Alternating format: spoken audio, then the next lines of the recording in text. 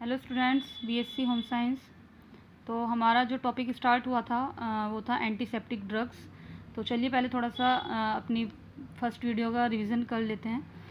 तो मैंने अपनी फर्स्ट वीडियो में आपको एंटीसेप्टिक्स बताए थे, क्या होते हैं, किस तरीके से यूज़ किए जाते हैं, कहाँ कहाँ पर यूज़ होते हैं। फिनॉल कॉफिशेंट मैंने आपको बताया था। और उसके बाद हमारा जो एंटीसेप्टिक का वर्गीकरण था वो हमने बताया था, यानी कि उनके केमिकल कॉम्पोजिशन के आधार पर उनको कैसे डिवाइड किया गया था, ये भी हमने अपनी लास्ट वीडियो में पढ़ा था। ठीक है, तो उसमें हमारे 3 टाइप्स हो चुके थे। फर्स्ट टाइप था हैलोजन, वे उसके यौगिकों पर आधारित एंटीसेप्टिक, यानी कि antiseptic based on halogen and their compounds. तो इसमें आए थे हमारे क्लोरामीन, ईओसोल पाउडर आ गया था, उसमें हेलाजोन आया था। तो काफ़ी सारे मैंने हैलोजन पर आधारित एंटीसेप्टिक्स बताए थे।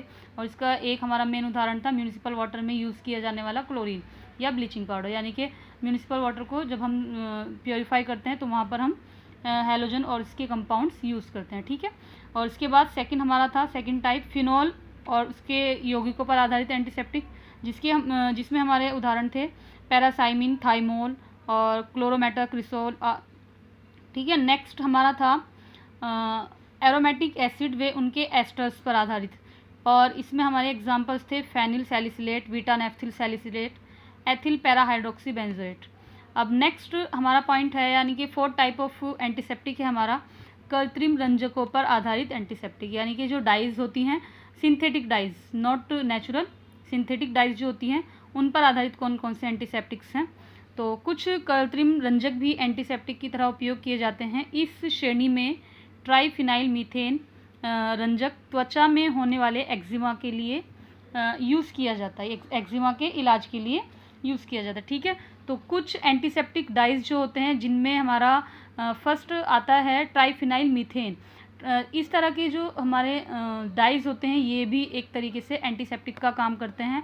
और ट्राइफिनाइल मीथेन को यूज़ किया जाता है एक्जिमा के इलाज के लिए, जो कि एक्जिमा एक स्किन इन्फेक्शन माना जाता है। ठीक है, तो इसमें हमारे जो टाइप्स हैं सिंथेटिक डाइज में, जो हमारे टाइप्स हैं इसमें एक फर्स्ट है हमारा पाइरिडियम, जिसका फॉर्मूला मैंने यहाँ पर दिखाया है। 2 बेंजीन रिंग होते हैं, इसमें नाइट्रोजन के थ्रू ऐड होते हैं और NH2 फंक्शनल ग्रुप होता है एंड NH2HCl होता है। ठीक है, तो आपको इसका स्ट्रक्चर फॉर्मूला भी याद कर रखना है। नेक्स्ट है इसमें फ्लूसिड और इसके बाद है मिथाइलिन ब्लू। तो आप 2 या 3 से एग्जाम्पल आप इस तरीके से दे सकते हैं, और एग्जाम्पल जब देंगे तो उसी के साथ उसका स्ट्रक्चर फॉर्मूला भी दे सकते हैं। ठीक है, तो मिथाइलिन ब्लू भी एक हमारा डाई होता है जो डाई के लिए यूज़ होता है। तो ये भी एक एंटीसेप्टिक के लिए एक एंटीसेप्टिक की तरह यूज़ किया जाता है। इसके बाद नेक्स्ट है हमारा धातु वे उसके यौगिकों पर आधारित एंटीसेप्टिक, विच मीन्स की metals and their on the basis of metals and their compounds. तो इसमें मेटल कौन सा यूज़ होता है हमारा Hg। ठीक है, यानी कि जो मेटल पर आधारित एंटीसेप्टिक्स हैं उनमें जो मेटल यूज़ होता है वो होता है Hg, जिसको हम नॉर्मल लैंग्वेज में पारा बोलते हैं, या हम मरकरी भी इसको बोलते हैं। ठीक है, तो मरकरी व इसके यौगिक इस श्रेणी में उपयोग होने वाले प्रमुख एंटीसेप्टिक हैं। तो कौन कौन से हैं? एक तो मरकरी एक तरीके से पॉइजन भी माना जाता है, बट ये बहुत सारे एंटीसेप्टिक्स में यूज़ भी होता है। ठीक है, तो क्योंकि इसकी एक फिक्स अमाउंट होता है कि अगर हम उसको इतनी अमाउंट में लेते हैं तो हमारे बॉडी के लिए हार्मफुल नहीं होता। बट मरकरी जो है एक पॉइजनस एलिमेंट है या पॉइजनस मेटल है, तो आप कभी भी इसको छूने की या इसको यूज़ करने की सिंपली कोशिश ना करें, बिल्कुल भी। ठीक है, हमारी लैब में भी अगर आपको मिल जाए तो आप इसको टच ना करें, क्योंकि ये बहुत ज़्यादा हार्मफुल होता है। और अगर हम एंटीसेप्टिक की तरह यूज़ करते हैं तो उसके पीछे बहुत लंबा प्रोसीजर होता है। तो मरकरी और इस तरह के जो हमारे कंपाउंड हैं ये हैं मर्क्यूरोम, मर्क्यूरोफिन, मर्थाइलॉट, और एक है ये इनके फॉर्मूले हैं। अच्छे से आप नोट कर लें, क्योंकि अगर खाली नेम लिखोगे तो काम नहीं चलेगा, फॉर्मूले आपको लिखने ही होंगे। तो ये था हमारा मरकरी जो एंटीसेप्टिक में भी यूज़ होता है। एक हमारा जो मेटल होता है जिंक ऑक्साइड। जिंक ऑक्साइड कहाँ पर यूज़ होता है? साबुन और टैल्कम पाउडर में यूज़ होने वाला एंटीसेप्टिक है। ठीक है, और इसके अलावा जिंक सल्फाइड और सिल्वर भी एक तरीके से एंटीसेप्टिक के रूप में यूज़ किए जाते हैं। ठीक है, अगला है हमारा नाइट्रोफ्यूरॉन यौगिक और उस पर आधारित एंटीसेप्टिक। तो नाइट्रोफ्यूरॉन यौगिक कौन से होते हैं? सबसे पहले तो नाइट्रोफ्यूरॉन क्या होता है?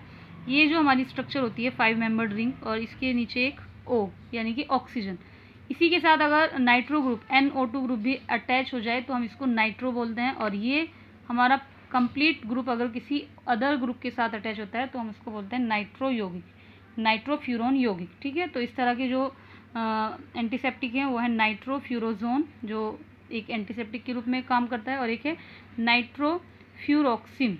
ठीक है, और लास्ट है हमारा फॉर्मेल्डिहाइड, वे इसकी यौगिकों पर आधारित एंटीसेप्टिक।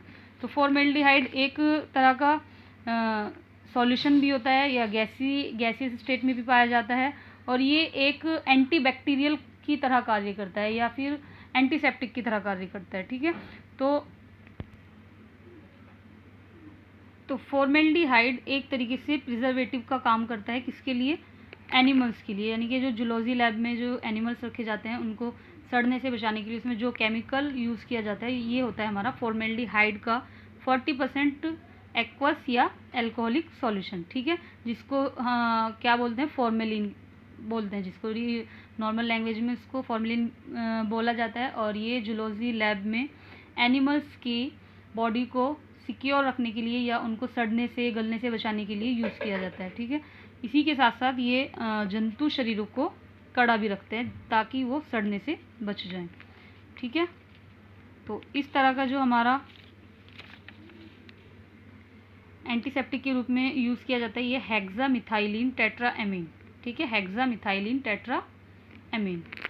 तो ये हमारा आज टॉपिक पूरा होता है एंटीसेप्टिक ड्रग्स। इसके अगर आपको पॉइंट्स समझ आ गए हों, आपको इसके टाइप समझ आ गए हों तो ठीक है, और अगर नहीं आते हैं तो आप मुझसे डिस्कस कर सकते हैं ग्रुप में आकर। नेक्स्ट हम पढ़ेंगे कोई ड्रग से ही कोई एक टॉपिक। तो चलिए, तब तक के लिए goodbye and take care.